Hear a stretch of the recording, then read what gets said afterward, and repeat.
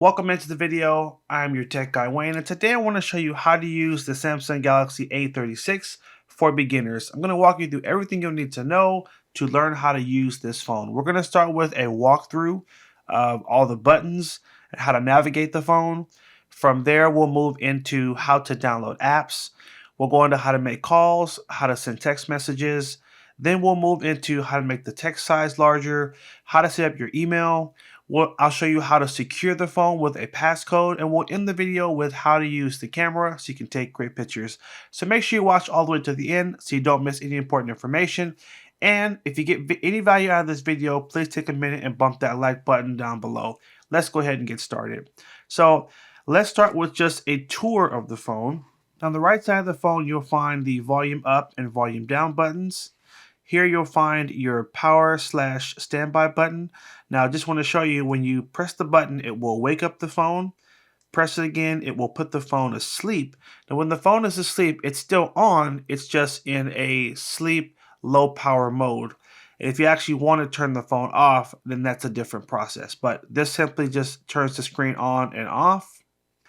Now here's the bottom of the phone. You'll find your SIM card tray. This is where you'll put in the SIM card for your cellular phone service. Here you'll find your charging port. Now the charging type for this phone is called a USB-C. So if you ever need to replace your charger, you'll need to get a new USB-C cable. Now I'll link here on screen to some good chargers. Obviously this phone does not come with the wall outlet. So if you check out this charger right here, it's a really good option that you can use to plug in your USB cable from the box to charge the phone nice and quick. One more recommendation: what you'll notice, you don't see a port here for traditional headphones.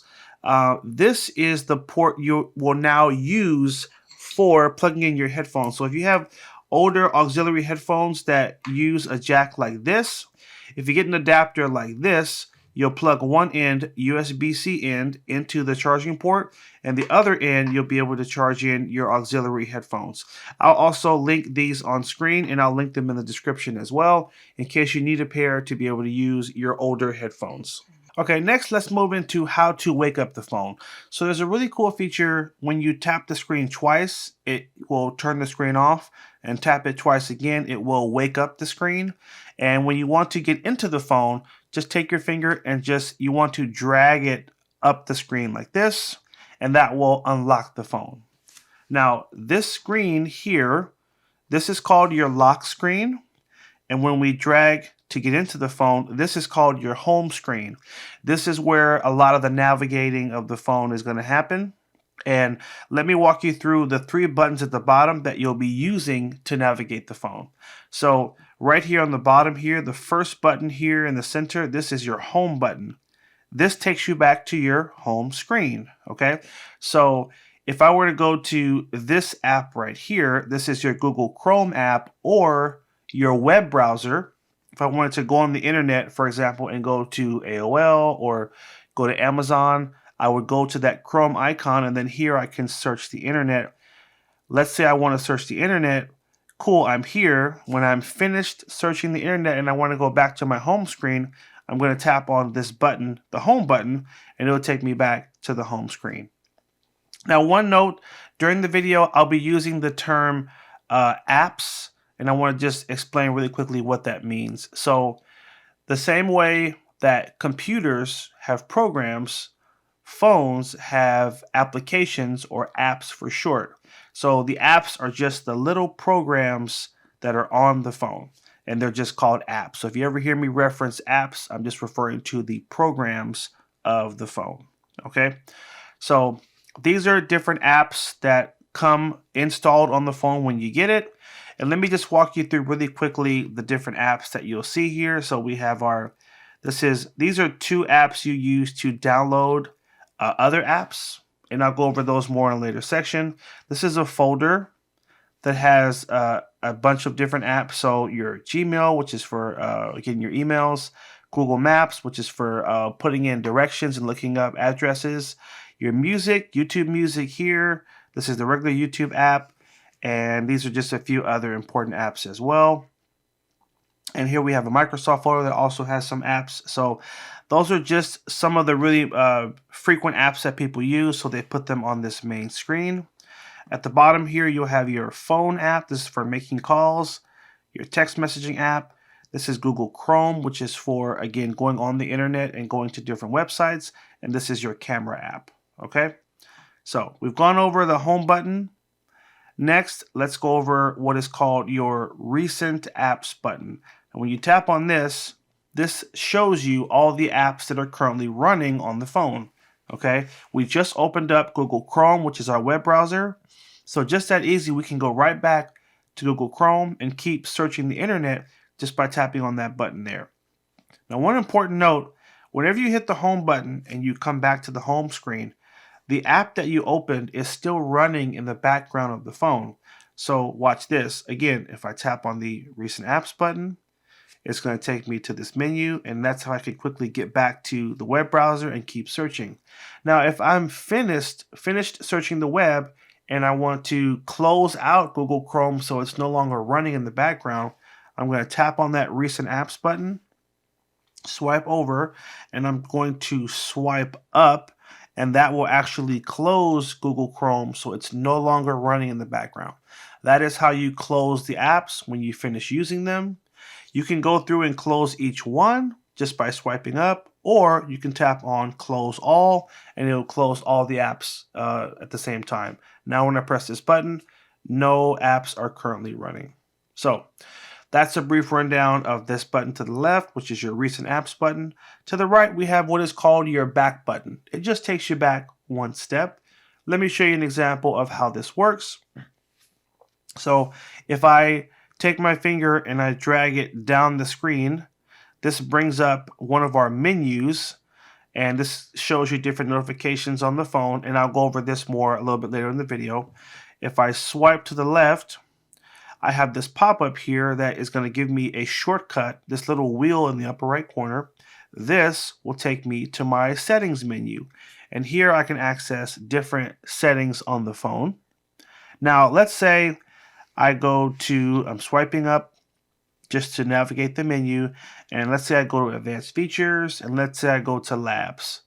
Okay, if I want to go back one page, I can tap on this arrow all the way in the upper right corner, or I can just use my back button right here, and that just takes me back one step or one page. Now if I press it again, it'll take me back one more page. And that's all this button does. It just helps you just move back one step. Now, at some point, there's nowhere else to move back to. So if I press it again, it's going to take me out of this app and back to the home screen. So that's all it does. It just takes you back one step. Okay. So those are the three main buttons you'll be using to navigate the phone. Okay, next, let's talk about what's called the notification panel. And basically, when you're on the home screen and you swipe down or you drag down the screen, it'll bring up this menu. Now this will show your notifications. So this is if you get a new text message, an email, a missed call, they'll all show up in this menu here. What will also show up is app notifications. So you get a Facebook message or a WhatsApp message, Instagram, all that. They all show up in this menu here. This is how you manage all the information that is coming through your phone. And if you want to get more information, for example, I have this text message. If I want more information, I can tap and that'll take me right to the text messaging app where I can then follow up on that message and I can reply. One important thing to note, when you swipe down on the left side of the phone, it'll show notifications. But when you swipe down on the right, this brings up what is called your control panel. And this is how you control different functions on the phone, from your Wi-Fi, your Bluetooth, your flashlight, your airplane mode. There's a little dash here and you can drag down or swipe down and that will show you even more switches. So these are all shortcuts to the most frequently used settings on the phones. Usually if there's something you want to do, you check here first to see if it's here, and if not, you actually go to the settings app. Now, one thing to point out in the upper right corner here, you always have a shortcut to your settings right here. So I can tap on this little settings wheel and it will take me to the settings app. You also have your brightness adjustment bar here to make the phone brighter or make it dimmer. Now out of the box, just know the phone is set to auto adjust the brightness. So if you're in a room that's very bright, it will adjust the screen. If you're in a dark room, it'll make those adjustments. So you don't normally have to control this or do too much, but if you need to, you can control it here. You have your volume control right here as well. Now, this button here is how you control the sound on your phone. So if you need to quickly put your phone on vibrate, you would just tap on that little button there. It puts a slash over the speaker, and that means your phone is now on vibrate. You press it again. Now the button is grayed out. That means that your sound is totally off. The phone is not going to ring or vibrate. It'll be totally silent. If we tap it again, guess what? Now it's lit up. That means that your sound is on. And now if a call comes in or a text message, you'll hear the phone make a noise. Okay. Right above it, you have the little moon. And this is for putting the phone in what's called dark mode. Dark mode changes the color of your icons and the color of the menu. It makes the menu dark like this. Some people prefer dark mode. It just depends on what you're going for. But by default, this is turned off. Now, dark mode does tend to use a little less battery, and that's one reason why people tend to keep it on. Now, the bottom here, you'll find controls for media if you're playing music or YouTube video, and you'll have some other switches down here. With smart things, you can control your TV if you have a Samsung TV. And here you have Smart View. You can use that to mirror your phone to a TV. So this is the control panel. Now I want to show you a really good tweak that you may want to make your phone easier to use. For those of you that have used a Samsung phone in the past, it didn't used to look this way. You didn't have one side for notifications. So if you want to make your phone look more like how Samsung phones used to look, you can do this. Tap on the pencil right at the top, and then you'll tap on panel settings. And then you just want to switch from separate to together, and that's it. Now, if we hit the back button and we hit done, now when you swipe down, this is what your menu will look like. You'll have the traditional switches at the top of the screen, and then the notifications are going to show up at the bottom. It won't be two separate menus, okay? So, and if you want to get to all the other controls, you'll just swipe down at the top, and then it'll bring up that menu. So this is how it used to show on most Samsung phones, but it recently was changed with one of their updates. But that little tweak will take you right back to how things used to look. So that's the notification panel. Let's move into apps and a little bit more details of just things you'll need to know. So when you swipe up on the home screen, this takes you to what is called your app drawer. This is where you'll find all the apps that are on the phone. You'll also have some folders up here. There's a Samsung folder for Samsung apps. There's a Microsoft folder, and there's a Google folder. So sometimes you can't find an app. It's just in one of the folders. At the bottom, you have a search bar that you can tap if you want to search for a specific app. This will help you as you begin to download a lot more apps. It'll be harder to find certain apps, but you can just tap on search. And I can type in YouTube, for example, and it'll take me right to the YouTube app. So you can use that to find any apps that you maybe can't see initially in the menu here. Now, if you want to download new apps, what you'll need to do is go to the Play Store. We briefly talked about this app earlier in the video, but the Play Store is basically the central hub where you download apps, paid apps or free apps, and it has a couple of other cool functions. So let's tap on the Play Store. Now, one important thing to note is you will need to be signed into a Google account in order to use the Play Store so that they can keep track of the apps that you purchase, and it also allows you to add a credit card to purchase apps that are not free. So I'm going to tap on the sign in button, and here it'll take me to a page and allow me to put in my Gmail email address and password. Now, if you don't have a Google account, no problem. You simply tap on the create account button, and in a matter of 2 minutes, you can make a free Gmail account that you can then use to sign into the Play Store. All right, so now we're into the Google Play Store, and I want to show you how easy it is to download apps on your phone. At the bottom of the screen, you will find a search button and a magnifying glass. Simply tap on that, and then tap it one more time. This will pull up the keyboard and allow you to begin searching for apps. Now, there's two ways to search for apps. Well, there's multiple ways, but one of the ways is by typing in the name of the app that you want to put on the phone. For example, if you wanted to put Uber on the phone, you can type in Uber just like this, and then hit the magnifying glass to search for the app. The other way, which I think is a bit funner, and this also works if you know the name of the app but you don't know how it's spelled, you can tap on the microphone in the upper right corner and just say the name of the app. DoorDash. Perfect. So we set the name, it searched it, and now it's brought up the DoorDash app. I can tap on DoorDash, and here I can get a preview of the app. I can tap on pictures, and I can swipe through just to confirm I have the right app. Everything looks good. I'm going to hit my back button. And now I'm going to tap this blue install button, and that's going to begin to download the app to the phone, and then it will begin installing it. So that's it. That is the process to download an app. Now, one important thing to note, if this app was not free, this is what it would look like. So here's the Instacart app. Now this button where it says install, if this wasn't a free app, instead of it saying install, there would be a price.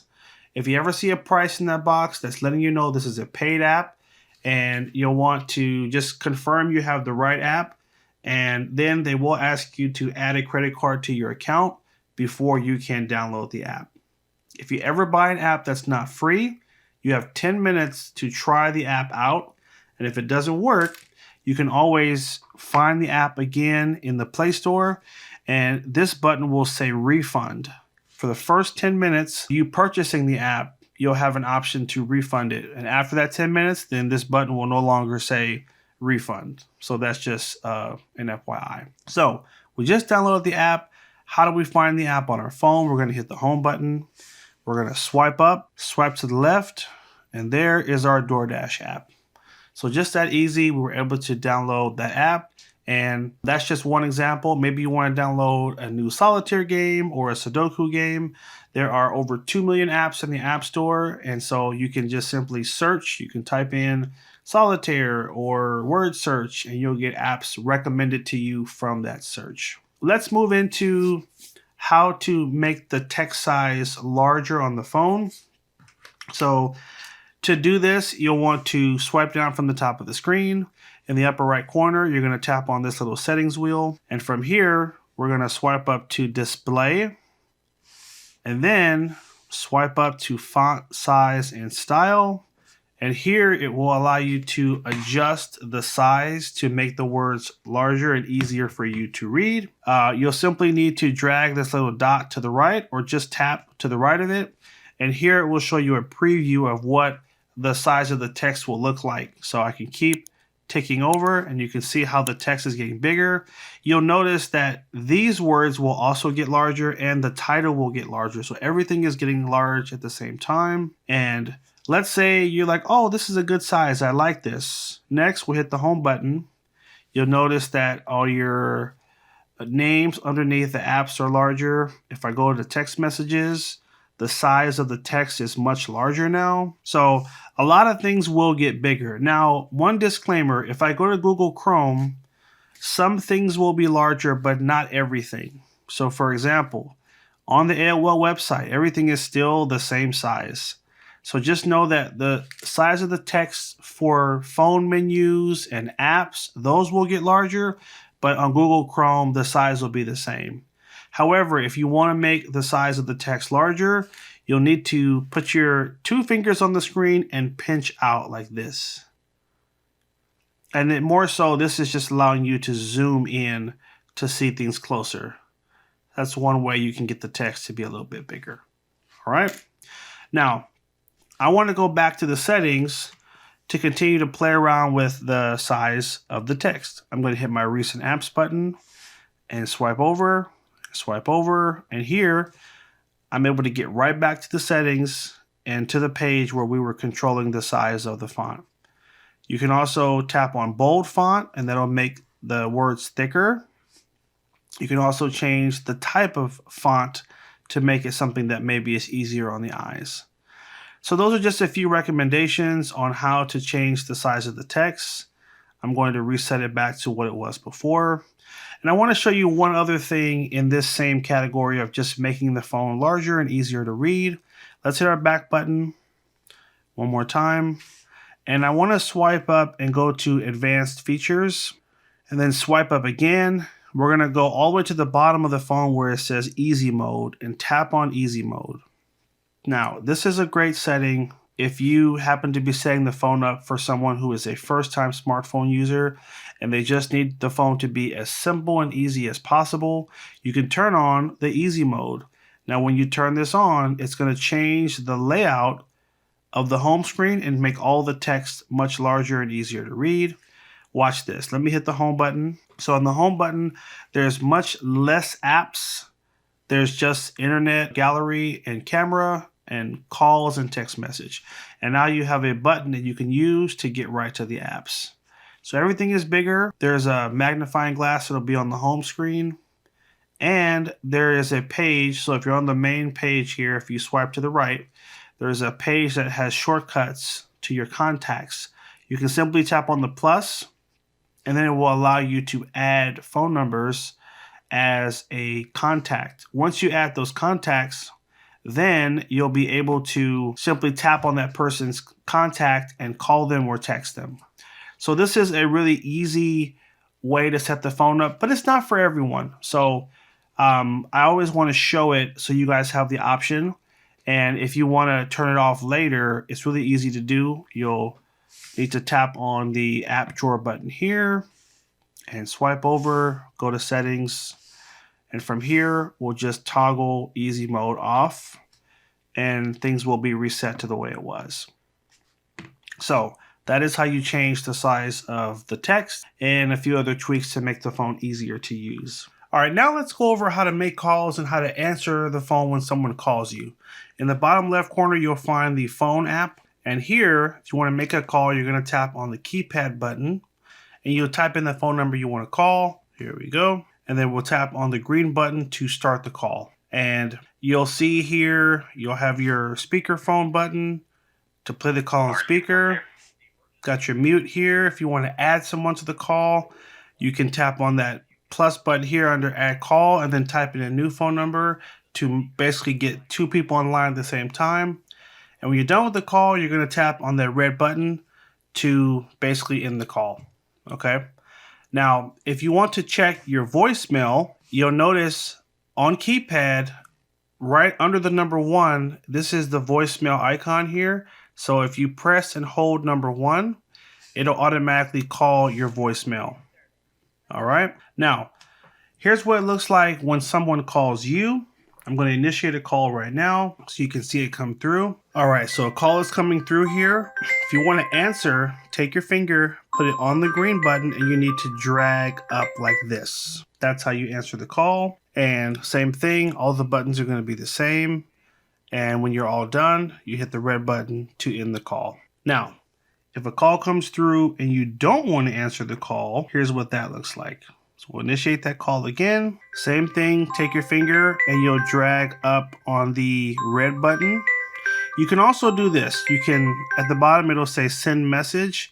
If you swipe up where it says send message, it'll decline the call, but it will also let you send a follow-up message. So you can say, please text me. Can you call back later? I'll call you back. So if I send this, it's going to basically decline the call, but it will also send a message to that person as well, letting them know you can't talk right now. That's what calls look like. Now, if you're not using the phone and a call comes through, it's going to look the same. I'm going to initiate that call one more time. There we go. So swipe through to cancel. So that is the process to make a phone call, and also how to answer the phone when someone calls. Now let's transition into how to send text messages.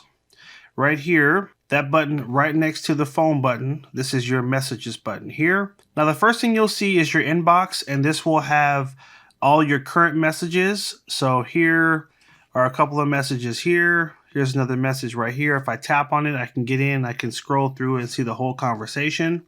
You'll always have a shortcut right at the top to call that person if you want to call them. If you want to send a message, you'll tap where it says text message. This will bring up your keyboard and allow you to begin typing a message. Hi, and then you'll tap on this button. This is your send button. This will send off the message. Now, if you tap on the plus here, this will give you some other options. For example, if you want to send a picture that you just took, you can tap on gallery. And here it'll usually show pictures that you've already taken on the phone, or you can tap on this little bottom window here and you can take a picture right now that you can then attach to your message. So right here, my camera is open, and if I tap on a little white dot, it'll begin to take pictures and then attach them right to the email. And then I can hit that button to send it off. You also have this little button right here. If you hold down this button, you can actually send a voice message. So right now I'm talking, hello, good morning, how are you? And it's gonna record it as an audio file. I can tap on this little play button here. And then I can play it back. So instead of sending text, you can just send a voice message instead, okay? Now, if you tap on text message here, there's a couple other things that are cool. If you tap on the microphone in the bottom right corner, or bottom left corner, excuse me, you can use this to use what's called a voice to text, which means you can say the message and it will type it out for you. You'll tap on while using the app, you'll agree. Hey, good morning. I hope you're having a great day. Call me when you get a minute. Tap the microphone to stop it from listening. And that way it just typed in everything I said, and now I can just hit the button to go ahead and send it off. So this is essentially how you communicate through a message. Now, if I hit the back button 2 times, it'll take me out of there and take me back to the inbox. If I want to start a new message, I can tap on this button here, and then I can type in a new phone number or a name of someone who's in my contacts. I'm going to type in this number here. Now, you'll notice here it says Jim Jones because this number is already saved into my contacts. So I can simply tap right here and then it will start a new message with Jim Jones. And then I can just tap in the box that says text message, and then I can start typing out the message. So that's just a very brief rundown of how the text messaging app works. And we'll hit the home button. Now, one thing you'll notice too, sometimes there's a red number that will show up on the top of the messaging app. If you ever see that red number, that's telling you that you have new text messages. And so you'll want to tap on the app to be able to check the message. Okay, next, let's go over how to secure your phone by setting a passcode. Now, you're going to swipe down from the top of the screen. Remember, in the upper right corner, you're going to find that little settings wheel. Tap on the settings wheel. Let's swipe up, and we're going to go to security and privacy. From here, tap on screen lock and biometrics. And these are the different options you will have to secure your phone. Now, the 2 most common methods are going to be with a PIN and with a pattern. If you do a PIN, you're allowed to select up a 4 to 6 digit number combination. And if you do a pattern, you can basically draw a pattern that is used to unlock the phone.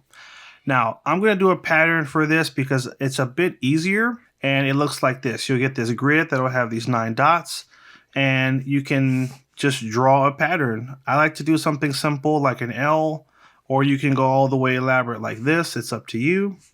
Let's retry. For the sake of the demonstration, I'm just going to make it an L just like this. That's our pattern. That's it. We're going to hit continue.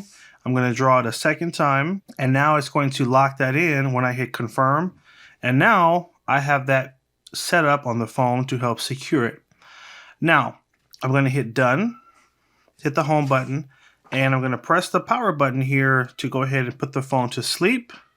And if I press it again, and I try to drag my finger up the screen to unlock it, it's now going to ask for me to draw that pattern in order to be able to unlock the phone. So I'll just simply draw just like that. And that easy, we're now into the phone. So that's how you set a passcode. Now, the next level of this is to set up the fingerprint reader, which is done through the fingerprint sensor on the power button. So let's go back to settings, swipe down from the top, tap on the settings wheel. And from here, we're going to go back to security and privacy and go to screen lock and biometrics. We'll need to put in that pattern first. And now we can come down to the bottom where it says biometrics. You can program your fingerprint and also a face print or face recognition as well. I'm just going to do a fingerprint for the sake of this video. We're going to hit continue, register, and then you'll want to pick up the phone and you'll want to begin tapping the power button just like this. So just take your finger and press down and lift. And you'll want to keep doing this, but every time you press your thumb down, you'll want to slightly move it so that it can get a better read on your finger. Try to hold the phone in the way that you would normally hold it. The more natural you can hold the phone, the better, because you have to think when you actually grab your phone and try to do this, you want to make sure your reader is programmed to your thumb in the most natural way, so it has a better chance of reading. Right now I'm just lifting my thumb and just putting it down, and you just keep going until you get to 100%. Now, once it programs, the next thing you'll want to do is program a second finger on a different hand. Why is this? Well, if this hand is wet or has grease on it, guess what? The phone is not going to read it properly. So I always say program a finger on each hand. That way, if you have something on one hand, you can easily grab the phone with the other, and then you'll be able to unlock the phone. So just that easy. Our fingerprint is now scanned into the phone, and you can hit add right here to now switch hands and then program another finger. Okay. Now, here's how this works. Let's take the phone. I had to press one more time for the final lock in. Okay, now I'm going to lock the phone again, take my thumb and press it against the sensor. Now the cool part is you don't have to tap the screen to wake it up first. If the phone is asleep, just like it is right now, I just tap the sensor and it will wake up the phone and take me right into the phone. So this is just an extra level of protection and also an easier way to unlock the phone, so you don't always have to put in that pattern. Now next, let's move on to how to set up your email accounts and how to use the email app. So first and foremost, there's a Google folder on the home screen. If you tap on that folder, you'll find your Gmail app. Now, some of you might say, I have a Gmail, but I have other email accounts. I want to put them all on the phone. Well, good news, with the Gmail app, you can actually program multiple email accounts into the app, and you can program non-Gmail accounts as well, which most people don't know. Right here, if I tap add another email, it'll show you all the email types that are supported from Outlook, Hotmail, Yahoo, Exchange, etc. So one thing that people tend to run into is if you select the other option, maybe you have an AOL email address or you have an spcglobal.net. Sometimes it's a bit harder to program those email accounts. Like the app will ask you for additional information that the average person doesn't have. So I want to show you a little trick. If for whatever reason you're not able to sign into one of your email accounts using the other email option. For these, it's going to be easy. You're going to select the right option, put in the email address, put in the password, and it'll take you right in. But for the other option, that's where things get tricky. So here's what you can do. Hit the home button, go to the Google Play Store, which is right here. Tap on the search button twice to bring up our keyboard. In the bottom left corner, tap on this little number, this little symbol button in the bottom left corner, and tap on the @ symbol and just type in the back half of your email address. So if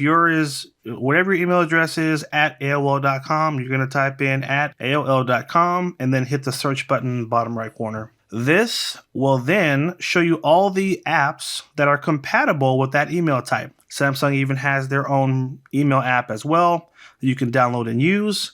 The easiest one I would say for AOL is just the AOL app. You can simply tap install, download AOL's app, and you can sign into your email using their app. And that's it. Tap open, put in your information, and now you can add that account. So if you have any obscure email types that are not the generic Hotmail, Live, Yahoo, this is a shortcut or trick that you can use to help you in accessing email for those accounts. Let's hit the home button. I'm going to go into the Gmail app and just give you a quick walkthrough of how the app works. I already have one Gmail account that is signed into this phone. I'm going to tap take me into Gmail, and this is our inbox here. Now, a couple important things to note. Gmail has their software that basically sifts through your emails and it organizes them based on categories. So in the upper left corner, if you tap on this menu here, you'll notice your emails are going to be sorted by primary, promotions, social, and updates. So promotional emails are like emails from Google Fit, Samsung. These are emails that are more so advertisements. So these are moved into a different folder to kind of help free up your inbox and keep it focused on things that are really important. So just know you may find some of your emails there. You have a social folder, which is for like your social media, Facebook, Instagram, YouTube. All those are going to be pushed into a separate place, so you can read those here. And then you have an updates folder as well. And this is usually, it's still sort of promotional, but you'll see other things like if you have a shipment that's coming, you might see the tracking information in this area. So just know your inbox is sorted by those 4 categories. Now, if you don't like that and you just want to see all your emails unfiltered, you'll want to come all the way down to all mail, and this will not filter the emails. It'll show you every single email, and you'll have a lot more to go through, but you won't miss any important emails. And for some of you guys, that might just be the best way to do it. Now, if you want to open an email, you tap on it, you look through it. It's just that easy. When I'm done, I can choose to archive it, which is moving it out of the inbox, but it's saving it. It's kind of moving it to a folder called archived emails that you may want to access later. But if you say, I don't ever want to see this email again because it will no longer be important, well, then tap on this trash can and just delete the email and it's done. Now, if you were going to try to go through every single email that way, this would take a very long time. So a shortcut to delete lots of emails at one time is to tap on this little icon to the left. I know for sure I don't want to see these emails again. I'm not going to be using these. I'll just hit a check next to each one, tap on the trash can, and I can delete a couple at one time. So that's a little trick. Now, if you want to write an email, tap on the compose button. And from here, you'll type in who the email address is to.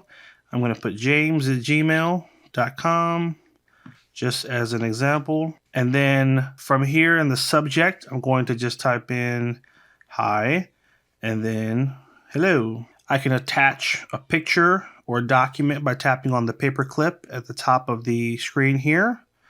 And here it gives me the options: photos, camera, files, drive. I could tap on photos, just select one of these pictures and tap add. And now it's going to attach this picture to the email. And when I'm ready to send it, I can tap on this little button here to send off the email. So that's how easy it is to just send off an email. And we'll hit the home button because we're all done. So that's just a brief rundown of how to use the Gmail app. And next, let's move into how to use the camera, how to take pictures, and just some good information you'll want to know for that. So we're in the camera. Right now, it's looking through the rear camera. That's why it's dark. If I tap on this button, this will rotate the camera to the front. So this is how easy it is to jump from the front to the rear camera. You have this button here that will basically allow you to zoom out a bit. You can kind of toggle between close-up or wide shots. Obviously, this button is for taking pictures. To the left here, you'll see a preview of whatever picture you just took. So you can quickly just scroll through and see if you like the picture or if you want to take more. If you want to take a video, you can swipe left on the screen. Or at the bottom, you'll see the little titles. So we have video, we have photo, portrait, and fun. So 4 different categories there. So swiping will also take you through that menu. You can tap on this menu button here as well, and this will give you some more options. You can change how the pictures are going to show. Right now it's a 9:16 ratio, but I can change the ratio here to a 1:1, which is ideal for Instagram, or even a full size picture as well. And then you have a bunch of other things. You can change the resolution for video here. You can control the exposure. You can also do an auto framing for it to help you find the best spot to do focusing and access more camera settings here. That's a rundown of just how the camera works. When you record a video, obviously you'll see the red dot in the middle. That's how you'll know you're on video. If you tap on this white button here, it'll let you snap still pictures while it records video. And when you're done, simply hit the stop button. Now, if you want to access those pictures later, we're going to hit the home button, swipe up, and go to our gallery app, which is right here. This is where you'll find all the pictures and videos that we've taken. Album here, it'll sort the pictures by different categories from the camera, what's come through as a message. If you download something, it'll show up here. If you take a screenshot, it'll show up in a separate folder. So this will just organize everything for you. And then stories will organize the pictures into stories once you get a lot of pictures in your gallery. So that's a rundown of just how the camera is used. One last thing I want to show you. If you want to take really great pictures, when you're holding the phone, you always want to tap on your main subject. By you tapping, it's going to adjust the lighting specifically for your subject. So like watch this here. I want to really focus in on this leaf here. So I'm going to tap, and then you'll see it focusing and you'll see the lighting adjust. Now, if you ever tap in an area of the picture that's dark, that's how you get the photo to be brighter. If you tap on a bright area, then it will dim down. So notice here, it's going to dim it down. Here, it's going to darken it. That's how you adjust. And then you can lock in the focus by basically putting your finger on the spot and holding for 1 second, and it'll actually lock the focus into that one spot. There's a lot you can do, but really just tapping on your subject is the best thing you can do to take really great pictures. This brings us to the end of our video. I hope you guys found this helpful. If it was, please leave a comment down below and let me know what section was the most helpful. And also let me know if there are other topics you would like me to cover. I'd be more than happy to come back and do a part 2 of this video if there's more information you would like to learn on how to use this phone. So definitely leave those comments in the comment section down below. If you got value out of the video, make sure you bump that like button down below. Check out this playlist to find all the other videos I've made to help you continue to learn how to use your phone. And here I'll link to another really helpful video as well. Thanks again for watching. Take care, and as always, have a good one.